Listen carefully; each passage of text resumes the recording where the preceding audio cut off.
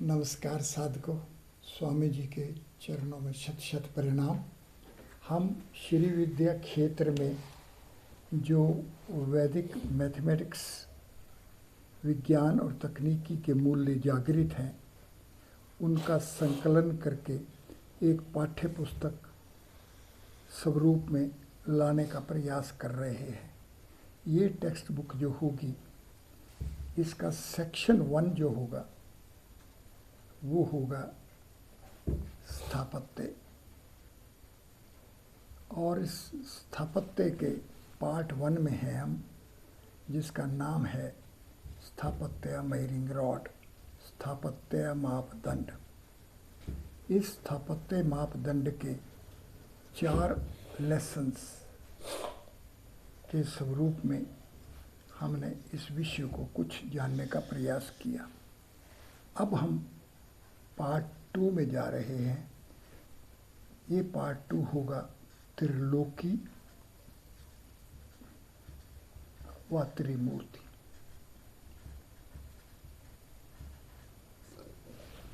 वैदिक mathematics science and technology ये एक वैदिक मैथमेटिक्स की अप्लाइड वैल्यू का अनुशासन है। इस अनुशासन में जो प्रथम भाग है वो है स्थापत्य। इस प्रथम भाग के आगे जो भाग हैं उनमें से एक है स्थापत्य मापदंड और दूसरा है त्रिलोकी त्रिमूर्ति। अब त्रिलोकी का जो मतलब मतलब 3, लोक का मतलब स्पेस, हम 3 स्पेसिस या 3 स्पेस, और त्रिमूर्ति का मतलब है 3 मूर्ति का मतलब है मैनिफेस्टेशन, जो हमारे पास पिंड स्वरूप में एकत्रित होकर आती है।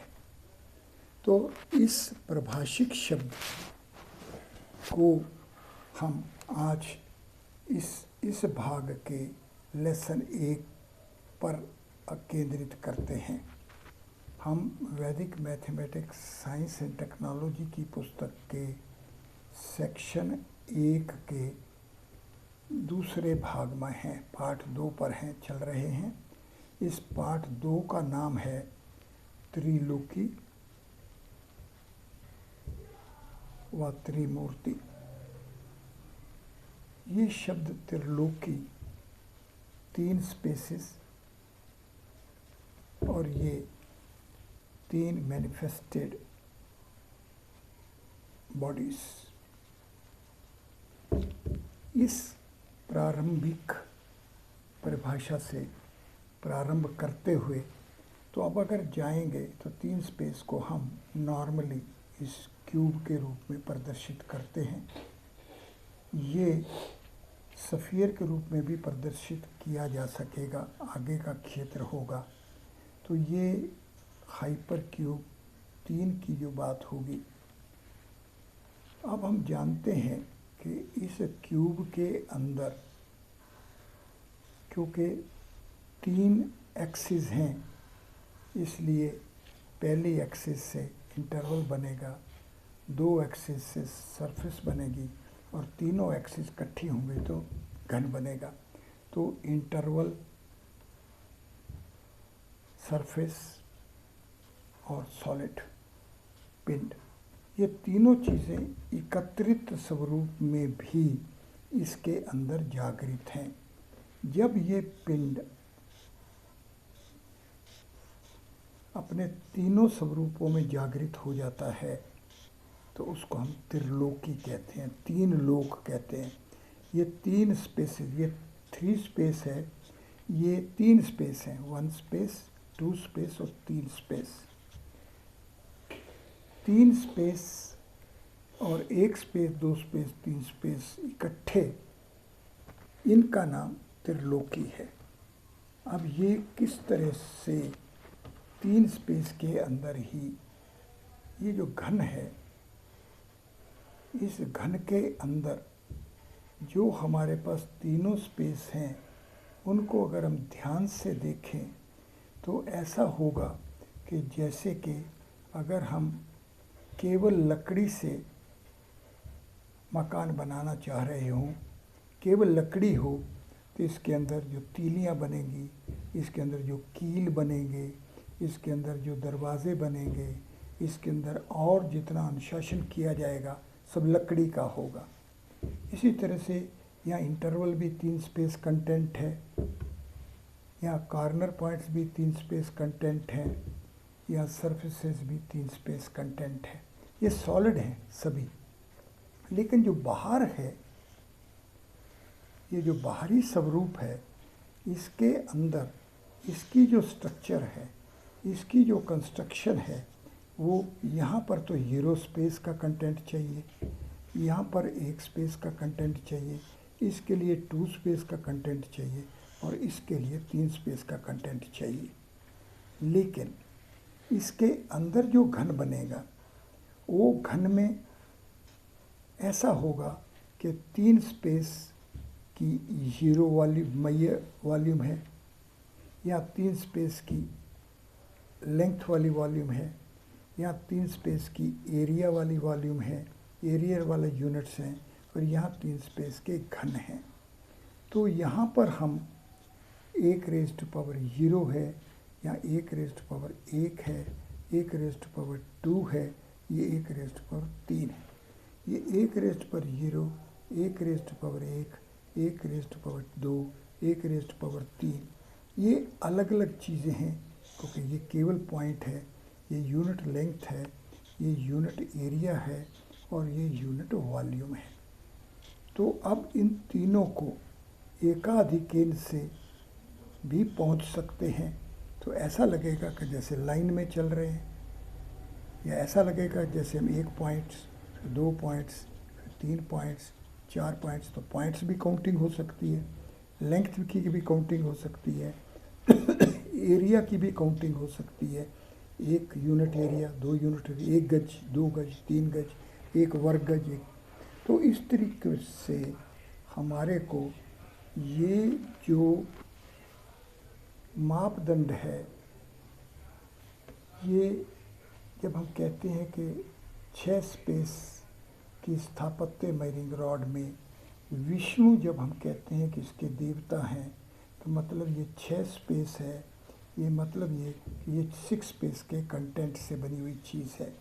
और इसकी जब डायमेंशन हम 4 स्पेस कहते हैं, जब हम कहते हैं कि ब्रह्मा जी यहाँ पर इसके मान हैं, मैयर है, तो ये जो मैयर है, मापना जो है, ये डायमेंशन है। तो हमारे पास जैसे एक्स एक्सिस लेंगे, एक्स एक्सिस, वाई एक्सिस और जेड एक्सिस लेंगे, इससे जिस तरीके से हम घन बनाएंगे या जिस तरीके से हम इसकी लेंथ बनाएंगे, यहाँ पर जैसे एरिया बनाएंगे, यहाँ पर जैसे वॉल्यूम बनाएंगे, तो ये सब कदम जो हम ले रहे हैं, इनको हमें ध्यान से जानना होगा कि ये 1⁻0 या 2⁻0 या 3⁻0 या 4⁻0, ये सभी एक दे रहा है, पर इनमें क्या अंतर है, ये जानने के पश्चात ही हम वैदिक गणित से वैदिक विज्ञान में और तकनीकी में पहुंच जाएंगे। वैदिक मैथमेटिक्स से वैदिक मैथमेटिक्स, साइंस एंड टेक्नोलॉजी में पहुंचने का तात्पर्य ये है कि जैसे कि सूत्र एकाधिकेन है, ये एकाधिकेन जो हमें 1 से 1 अधिक बतला रहा है, ये 1 पॉइंट से 2 पॉइंट्स भी बता रहा है, ये 1 यूनिट एरिया से 2 यूनिट एरियाज भी बता रहा है, ये हमारे को 1 वॉल्यूम यूनिट से 2 वॉल्यूम यूनिट्स भी बता रहा है। तो इसको किस तरह प्रयोग करना है, इसको कैसे अप्लाई करना है, उसको स्पष्टता से जान लेना ये प्रारंभिक आवश्यकता होगी। इसलिए जब हम त्रिलोकी कहेंगे तो इसको हम 3 स्पेस भी कहेंगे, और 3 स्पेस के अंदर 1 स्पेस, 2 स्पेस और 3 स्पेस भी कहेंगे। किस तरह से एक एक्सिस से चीज़ बनी हुई, 2 एक्सिस से बना हुआ, 3 एक्सिस से बना हुआ, ये जो इसके अंदर स्ट्रक्चर्स हैं, ये जो इसके अंदर व्यवस्था है, इस व्यवस्था को जानना है। इस व्यवस्था को जानने से हम आगे ऐसे भी कह सकते हैं, इस 1, 2 और इस 3 को इकट्ठा लिया तो हमने इसको त्रिलोकी कह दिया। पर अगर हम इससे आगे जाना चाहें और हम अगर 4 स्पेस को, हाइपर क्यूब 4 को, हाइपर क्यूब 5 को और हाइपर क्यूब 6 को इकट्ठा ले लें, ये भी 3 हैं, इन तीनों को इकट्ठा लेना और इन तीनों को इकट्ठा लेना, तो यहाँ तक के कदम को हम त्रिलोकी कहते हैं और यहाँ तक के कदम को हम त्रिमूर्ति कहते हैं। इस तरह से ये विद्या को जान लेने के पश्चात आगे जब हम चलेंगे तो हम यहाँ पर 7 स्पेस से 8 स्पेस तक और 8 स्पेस से 9 स्पेस तक भी चल सकेंगे, चलना होगा। तो ये जो उपयोग होगा यहाँ तक जाना, ये भी 3 कदम हैं, पर ये 7 स्पेस, 8 स्पेस और 9 स्पेस से है। यहाँ तक जानने के लिए हमें सर्वप्रथम 4, 5 और 6 में कैसे जाना है, और इससे भी पहले प्रारंभिक हमें 1, 2 और 3, ये तीनों को इकट्ठा कैसे लें, इन तीनों को इकट्ठा लेना जानना पड़ेगा।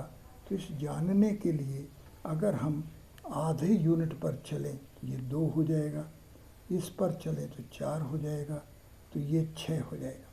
तो ये इंटरवल के हम बाहरी सतह पे चले जाएंगे, यहाँ पर चलेंगे तो इसके बाहरी इन चारों में चले जाएंगे और यहाँ पर हम इस बाहरी अवस्था में चले जाएंगे।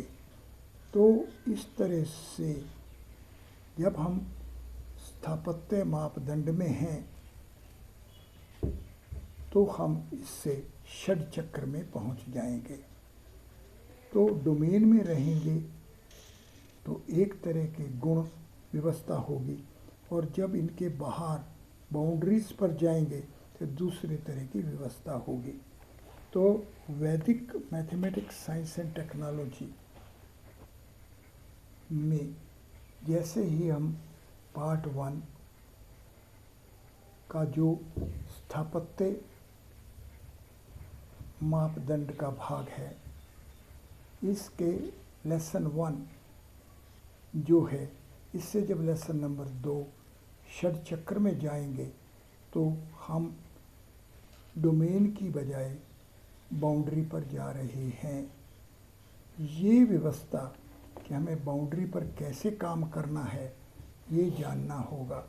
तो डोमेन के गुण और जो बाउंड्री के गुण हैं उनमें क्या अंतर है, कैसे इस विद्या को अपनाना है, कैसे इस विज्ञान को जानना है, कैसे इस तकनीकी का उपयोग करना है, कैसे ये उपयोग मानव शरीर में हो रहा है, किस तरीके से अगर हम मान लीजिए एक मकान में रह रहे हैं, अगर हम इस मकान के अंदर के आकाश तक सीमित रहें तो हम केवल डोमेन में रह रहे हैं। और अगर हम ये देखें कि इस कमरे की अगर किसी कारण से छत उड़ जाए, ये छत चली जाए, बाहर चली जाए, तो इससे ये जो विंडो बनेगी, ये जो कॉस्मिक विंडो बन जाएगी, इस विंडो से बाहर से क्या चीज़ अंदर आएगी। मान लीजिए प्रकाश अंदर आ रहा है, तो प्रकाश अपने साथ क्या ला रहा है, उस सूर्य की नाभि पर जो कुछ है वो ला रहा है। सूर्य पे नाभि पर क्या है, ये अगर हम जानना चाहते हैं तो हमें इस षड चक्र की विद्या में जाना होगा। तो स्थापत्य मापदंड से षड चक्र में जाना एक बहुत बड़ा कदम है। इस बड़े कदम को जानने के लिए हमें ये देखना होगा कि किस तरीके से ये जो हमारा मकान है, ये जो हमारा क्यूब है, इस क्यूब की जब भी बाहरी सतह, ऊपर का छप्पर का टीन, ये जो कवर है, ये हट जाए तो एक किस्म का प्लेन बाहर चला गया। ये प्लेन बाहर जाते ही 4 स्पेस बना देगा, यानी कि बाहर से जो चीज़ अंदर आएगी वो 4 स्पेस वाली होगी। और जैसे ही इस क्यूब के अंदर ये बाहर से यानी कि प्रकाश के रूप में जब अंदर आएगी तो यहाँ पर इसका केंद्र बना देगी, ओरिजिन बना देगी। तो ये बाहर से आने वाला प्रकाश सीधा इस केंद्र में केंद्रित हो जाएगा। क्योंकि केंद्र एक बिंदु के रूप में है, इसलिए यहाँ पर वृत्तियाँ बननी चालू हो जाएंगी, यही इकट्ठा होना चालू हो जाएगा।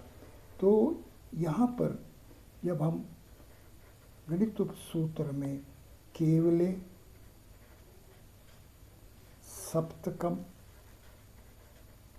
गुणयात, ये केवल 7 रूप में ही होगा। इस केंद्र पर ये जो इकट्ठा होगा ये 7 वृत्तियाँ ही बनाएंगी। इसीलिए हाइपर सर्कल्स 1 से 7 तक, हाइपर सर्कल्स 1 से 7 तक बढ़ते हैं, उसके बाद नहीं बढ़ पाते, क्योंकि जो 3 स्पेस है ये इसकी 7 ज्योमेट्रीज हैं। ये जो क्यूब है, इस क्यूब के 4 दीवारियाँ, छत और फर्श, कुल मिलाकर 6 स्वरूप हैं। और आइए हम उस स्वरूप में जाएं कि मान लीजिए ये पानी है, पानी का घन है, तो ये हमारे पास जो आइस क्यूब बनेगा, इसके ऊपर की छत भी पानी है, चारों तरफ पानी ही पानी है।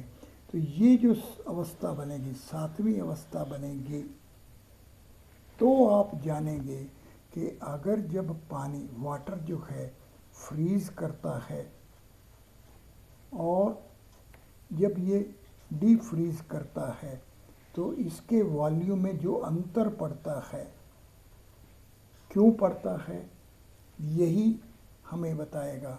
हाइपर सर्कल 8 से आगे, इससे आगे भी अगर हम चलते चले जाएंगे तो पानी तो अग्नि के स्वरूप में परिवर्तित हो जाएगा, और जब तक ये पानी रहेगा तो ये अपने इस वर्षन में ही रहेगा।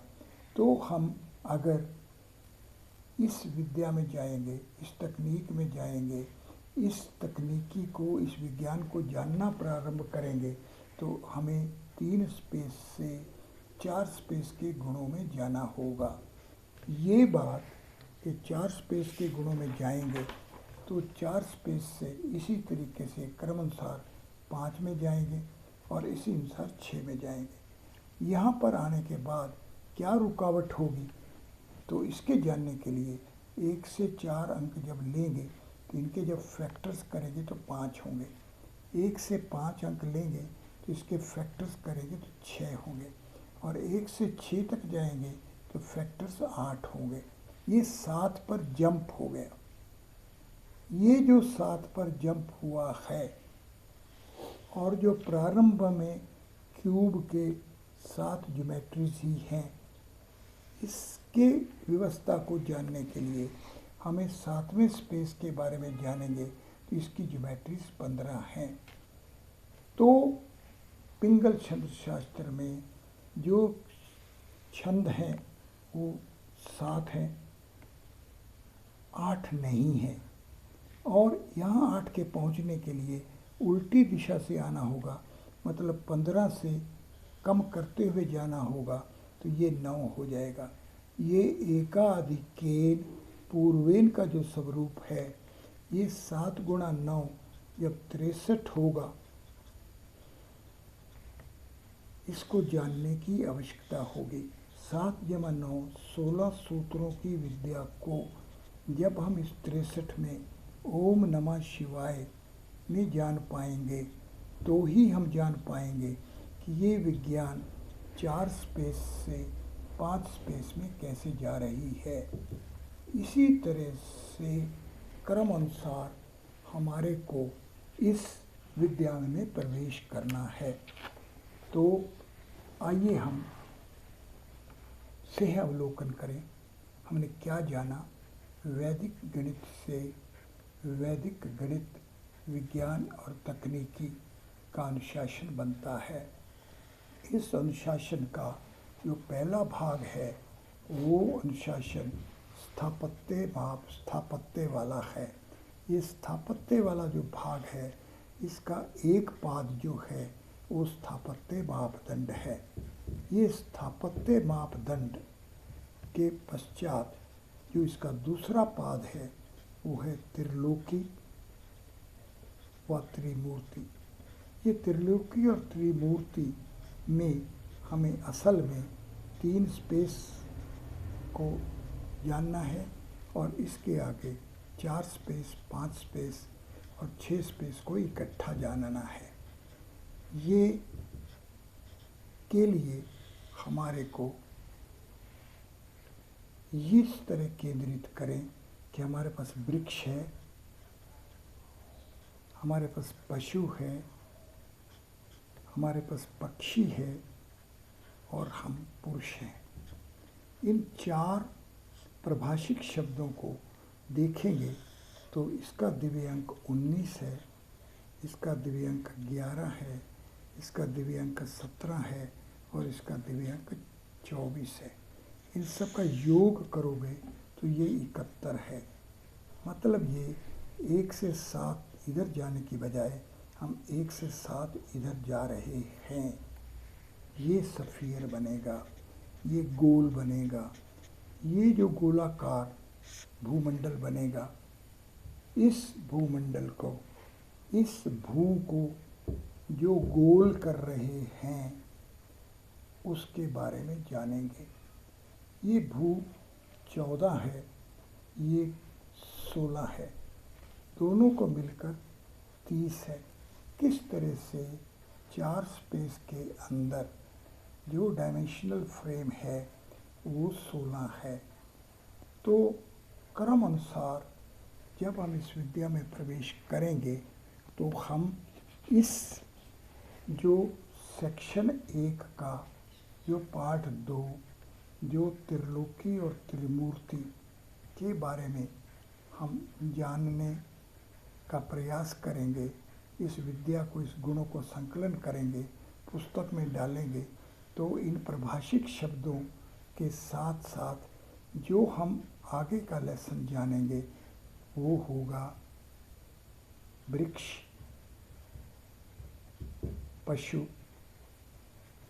पक्षी व पुरुष। तो इस वृक्ष को जब आप ध्यान से जानेंगे और इस 19 अंक को ध्यान से जानेंगे तो ये साधारण हेमिस्फीयर होगा। हमारी पृथ्वी का जो दक्षिणायन वाला भाग है, जो सूर्य का दक्षिणायन वाला भाग है, इसको जानेंगे तो मान लीजिए हम यहाँ भारत में बैठे हैं और यहाँ पर दक्षिण में अमेरिका है। यहाँ का जो वृक्ष होगा उसकी जड़ें हमारी दृष्टि से ऊपर की तरफ होंगी और इसके पत्ते और फल ये सब उल्टी तरफ होगा। ये हमारे को गीता का पुरुषोत्तम योग जो अध्याय है उसमें पहुंचाएगा, जिसमें बताया जाएगा कि इस संसार का जो वृक्ष है उसकी जड़ें ऊपर की तरफ हैं, उसका तना नीचे की ओर है और उसकी शाखाएं और पत्ते ऊपर नीचे सभी और हैं। इस तरह से हमें वृक्ष के बारे में पूर्णता जानना है। और उसके पश्चात जब हम पशु को जानेंगे जो कि 11 है, जो कि 5 स्पेस का 11 वर्षन हैं, और जब हम पक्षी को जानेंगे तो ये 17 है जो कि नॉर्दर्न हेमिस्फीयर के बारे में ज्ञान देगा। और उसके पश्चात पुरुष है जो कि 24 है, जो कि हमें 6 स्पेस के 4 स्पेस जो डायमेंशंस है, इसका डायमेंशनल फ्रेम 4 गुना 6 बराबर 24 होगा। साधकों, हमें साधना करनी है, हमें ध्यान करना है, हमें अभ्यास करना है। हमारा जो यहाँ जिस तरह से हमें ये क्यूब बंधा हुआ एक ही तरह का दिख रहा है, इससे वैराग्य करना होगा और तभी ही हम जान पाएंगे कि असल में यहाँ पर केंद्र है और जो केंद्र है उस पर 8 क्यूब्स एकत्रित हुए हैं। अगर हम इस क्यूब को 1⁻³ मानकर ही चलते रहेंगे तो हम 2⁻³ की अवस्था में नहीं पहुंच पाएंगे। तो जो वैराग्य है वो इस बात का है कि ये जो हमें एक दिख रहा है ये असल में एक नहीं है, ये तो 8 है। इसीलिए हमें एक का जो ये मूल्यांकन करेंगे तो ये 8 मिलेगा। किस तरह से हमें इसको 8 के रूप में देखना है, तो यही पिंगल छंद शास्त्र का प्रारंभ है कि हमारे पास 8 गण हैं। ये जो 8 गण हैं इनको हम एक एक्सिस और 2 एक्सिस के माध्यम से जान सकते हैं। इसको हम इस और इन 2 सिंबल से कर्व से जान सकते हैं। तो इनको हम जानेंगे, पर इसके जानने से प्रथम हमें जो हम अपने क्यूब के बारे में जान रहे हैं, जिसको हम एक ही मान रहे हैं, सर्वप्रथम हमें इससे छुटकारा पाना होगा, इसका वैराग्य करना होगा और यहाँ पर ये किस तरीके से 8 वाला बन रहा है ये जानना होगा। ये जो हमें एक दिख रहा है ये असल में 8 है। ये जब हमारी पकड़ में आ जाएगा तो हम जान पाएंगे ये 1⁻³ नहीं, ये 2⁻³ है।